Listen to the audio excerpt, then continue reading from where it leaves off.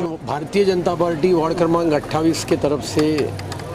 10वीं 12वीं में पास होने वाले गुणवंत विद्यार्थियों का सत्कार का कार्यक्रम था।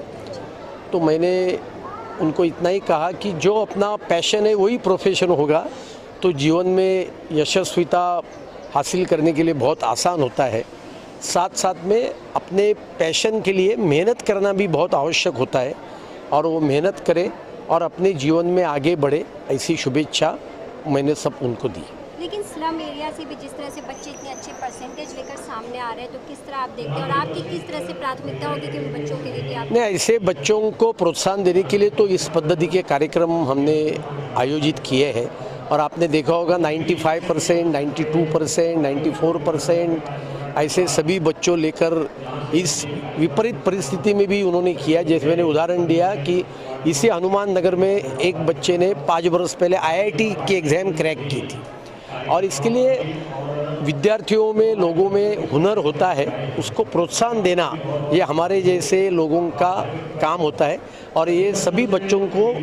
अच्छी पढ़ाई करने के लिए जो भी आवश्यकता होगी वो सभी आवश्यकता पूरी की जाएगी। आपके माध्यम से बच्चों के लिए कंप्यूटर से जुड़ी हुई कई शिक्षाएं दी जाने वाली हैं, जिसकी बात कही गई, क्या होंगी, किस माध्यम से उन्हें दिया जाएगा? टैली है, ऑफिस असिस्टेंट है, ये जो कोर्सेस है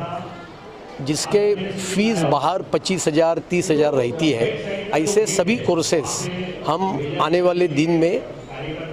कांदिवली में एक और मालाड में एक, ऐसे 30-30 लोगों की बैच फ्री ऑफ चार्ज हम सिखाने का काम चालू करने वाले। 15 दिन के अंदर अटल बिहारी वाजपेयी में या अब्दुल कलाम समाज केंद्र में ये कोर्स चलेगा और दूसरा कोर्स मालाड में चलेगा, जिसके कारण जिनको इसकी फ़ी अफोर्ड नहीं कर सकते ऐसे बच्चों को भी इस प्रकार के कोर्सेज सीखने का मौका मिलेगा। तो किस माध्यम से वो आप तक वहाँ कनेक्ट होंगे कि उन्हें वो कोर्स नहीं, हम इस प्रकार के कोर्सेज हमेशा चलाते हैं, उसकी हम ऐड करते हैं होर्डिंग के माध्यम से, हमारे सभी कार्यकर्ताओं के माध्यम से, और उसमें जो एलिजिबल होंगे ऐसे सभी विद्यार्थी विद्यार्थिनियों को हम उसको एनरोल करेंगे। देखिए, ज़्यादातर जो बच्चे स्लम से और ऐसे जगह से बिलोंग करते हैं जिनकी पृष्ठभूमि जो है बहुत हम्बल है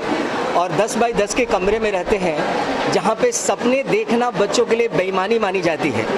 जब वो सपने जो है बड़े होने के कुछ सपने देखना उनके लिए बेईमानी मानी जाती है, ऐसे कंडीशन में उन बच्चों को ग्रूम करना, उनको सम्मानित करना, उस तरह से पढ़ाना और उस जगह पे पहुंचाना जहां पे वो हकीकत के साथ जी सके, यही हमारा प्रयास रहा है। और इन्हीं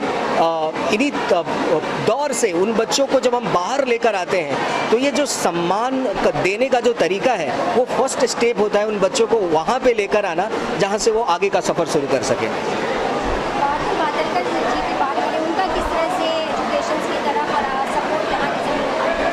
देखिए, माननीय आमदार श्री अतुल भातखलकर जी का मैं बहुत आभारी हूँ। जब से फ्रेजर एजुकेशन शुरुआत हुआ था, जब